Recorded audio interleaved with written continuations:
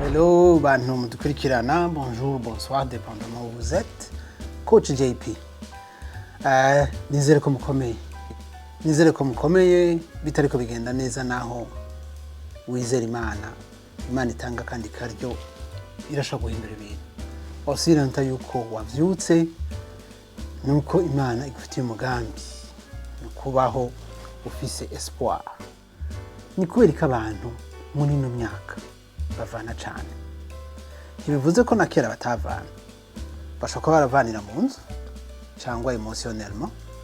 Mugabo ubu ni ibintu tubona, ni ibintu biboneka. Kuki nico kintu tugiye kuyaga. Ikintu ca mbere buriya gikomeye nuko abantu babiri bahuza. Kandi bahuza ingene babaho, imibereho, ingene barezwe. Nukuvuga ko tuca tugenda mu bwana muhira. Tugiye mu bwana muhira rero dusanga famiye uko imeze. Hari amafamiye afite imitima myiza, hari amafamiye agorana, hari amafamiye atukana, hari ingorane nyinshi. Nukuvuga ko umwana aba muri ivyo nyene kandi biramushepinga akaba uwo nyene kuko aba ari mu bandi. Ico ni ikintu gikomeye kuko uko famiye imeze barakunda ngo bari abantu n'abantu bameze nabi, bari abantu n'abantu bagorana kenshi baba bihweje. Baba bihweje. Tugaje tugenda kuri religion. Religion ni ikintu gishepinga abantu, ikintu cubaka abantu, kikabaha ivyiyumviro, kikabaha intumbero y'ubuzima. Umumusulman afise intumbero y'ikimuzulman, umukatolika afise intumbero y'umukatolika. Religion ni ikintu wanashaka kidiviza abantu kuko batabona ibintu kumwe. Iyo abantu babiri rero barongoranye, ayo mahurijo atasa cyangwa adafise capacity yo kuvyemera ni kibazo. Ni kuvuga ko iyo niyo yose ndiko ndavuga ni background ni kahise ku muntu. Ivyo yabayemo.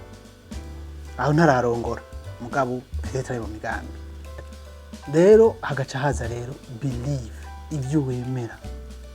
Umva uwemera religion, yemera religion yiwe. Harimwo nabemera ibintu wanashaka byiza, hakaba nabandi muri believe zabo bemera ibintazi, uburozi, abapfumu, ibintu nyene bizara. Ugasanga muri famiye yabikuriyemo. Ugasanga urwaye ntibamujana kwa muganga, urwaye bamujana ku mupfumu. Uyo muntu ahuye n'umuntu atazi ibyo bintu ni kibazo gikomeye, ntiyashobora kumvikana. Bashake babe bameze gute kuko umwe agifatiye inzira undi agafatiye inzira. Umubanyi babona kumenga ni kibazo, inshuti babona kumenga ni kibazo. Akantu kose kabaye umenga umuntu abona ko hari uburozi buri otura. Sa ico ni kibazo kandi gikomeye abantu bashobora kuvanira. Rero kenshi turakunda kubona yuko ibintu biba muri no misi bitahora biba. No, ubu nuko tubimenya kubera haraje ikindi ngiramvuge ca kabiri, internet. Internet mw'abantu ni ikintu gitwa influence muri no misi. Harura umwanya umara ku telefone yawe, harura cyangwa urabe ibyo ubona birakubaka cyangwa birakudetruiza, byose biriyo. Ama consommation y'ama content kuri internet arahindura ingene abantu babaho n'ibyo babona. Kuko ukuri nitukiza ukuri kandi ukuri kuranagoye kumenya muri no misi kandi asina nakera kwari kugoye. Nuvuga ko muri no misi kuri internet hari ingwano y'abagabo n'abagore. Hari abagabo bazana ngo red pill content, nukuvuga ko umugore uri hasi, umugore nta kintu shikako dafise umugabo. Hagahaza n'abantu bari feministe, independence. Mais uri independent par rapport à qui? C'est par rapport à un homme. Iyo buvuze gutyo nukuvuga ko usigaye gukora n'ibyo umugabo akora. Niba uja ku kazi ugatwara bus, abagore bazigatwara amabus, amataxi. Muri construction bariyo, aba engineer bariyo, médecin baruzuye. Nukuvuga kera umugore anagiye no kwishuri yiga menagere agaca agenda kumenya ingene afata umugabo. Uno munsi abakobwa a 25 27 abahije amashuri yiwe na diplome zikomeye. Jeho wanashaka abakobwa bubu ndabasaba kunyarutsa kuja ku ishuri kuko umwanya wanyu uri limite ariko ni kunyaruka. Iyo umukobwa aguma yiruka mu bantu mu bahungu atunganya mwinshi, ariko ugiye ukabiheza n'ingoga urakaruka ugasanga uracari muto kuko le temps yanyura murabizi c'est la biologie ni kwimana bireme. Iyo rero internet isigaye ihindura ingene abantu babaho, niho hasigaye hariho n'ama dating website za Facebook za hose usanga y'abakobwa n'abagore, kandi aba influencers n'aba influenceurs basigaye abantu berekana umubiri wabo, bavuga ibintu bizarre, bahindura ubuzima bw'abantu swati muri kote mbi cyangwa nziza. Mugabo nsigaye nibaza nti umu influencers cyangwa umu influencer ninde, kuko bafise power, kuko abakurikirana ni benshi. N'uburehe bw'iyisi butuma abantu baja kwiruhutsa kandi bakibaza ko bijya bavuza ari byo. La réalité yo kuri internet n'ubuzima busanzwe cyangwa ifoto mubona ku za WhatsApp ibindi kundavuga za internet nta naho bisa n'ubuzima s'il vous plaît. None ifoto iri muri cadre bimanitse muri salon warayitondeye kuja kuyifotoza, n'ifoto ushira ko kuri mur yo kuri WhatsApp uba wayitondeye kuvuga ko you portray another image of yourself, ku buryo umuntu tutakimenya reality yariyo. Kwenda pole pole molomoro kabisa. Abahungu barongorana n'abakobwa buno munino kigiye.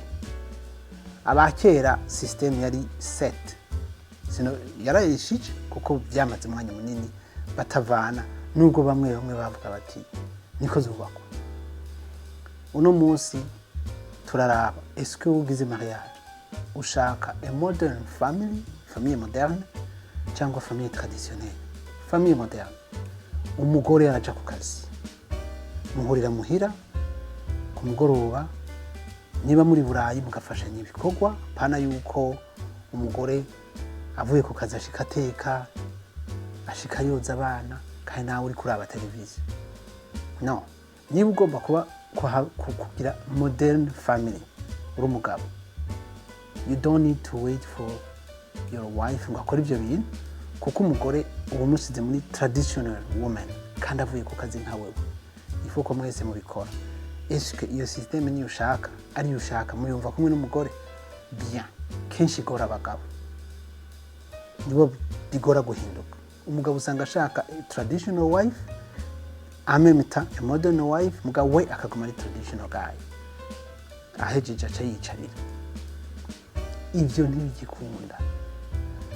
No mu bihugu byo muri Afrika ça commence à être affecté.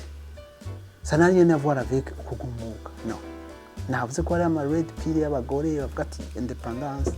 Kuko iyo bavuze independence nabivuze ni c'est independence, ni independence par rapport y'abagabo.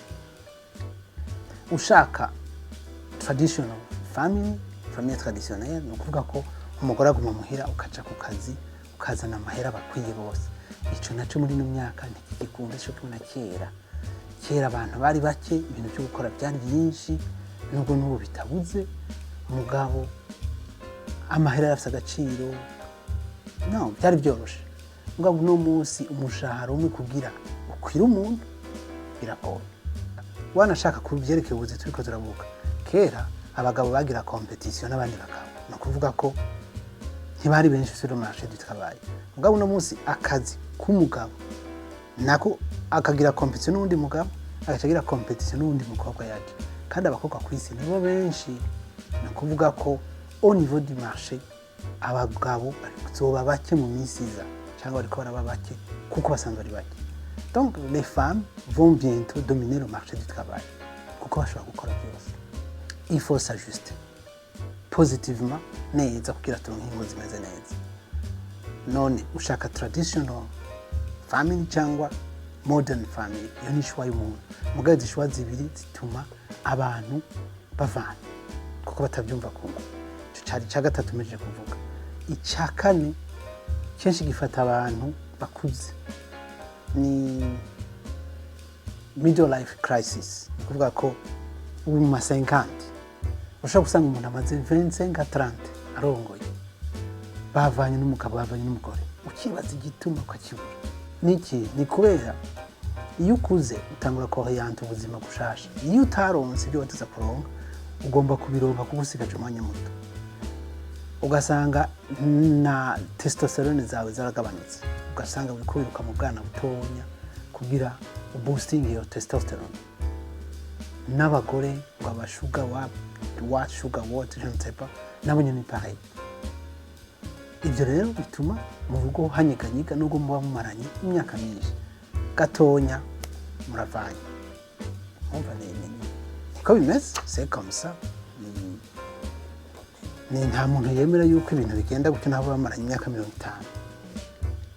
rero en conclusion ibi ni byo muje navuze hariho n'ibindi byinshi mugaba hanini ni background y'umuntu kahise k'umuntu n'ingene yumva famille yiwe yari imeze aho yabaye religion n'ibyo yemera ari ibintazi ari ibintu byiza ntumbaze kuko umuntu arafise ukuntu abaho n'ibyo yemera hagacaza internet ifise influence nini muri no misi umuntu agira ikibazo aja kora kuri internet inyishukurayo nta uri siri ko zijana n'ibibazo byawe urimo ugacuraba rero ushaka famille imeze gute traditionnelle murera abana gute traditionnellement tout ça parce que mvuze modern family bavuze n'abana murera na gute murera abo bana gute mubaha intumbero gute voilà agacaza rero na crise de la quarantaine iyo abantu bariko barakura ukaraba mu abantu bavana abatama barongora abana bashasha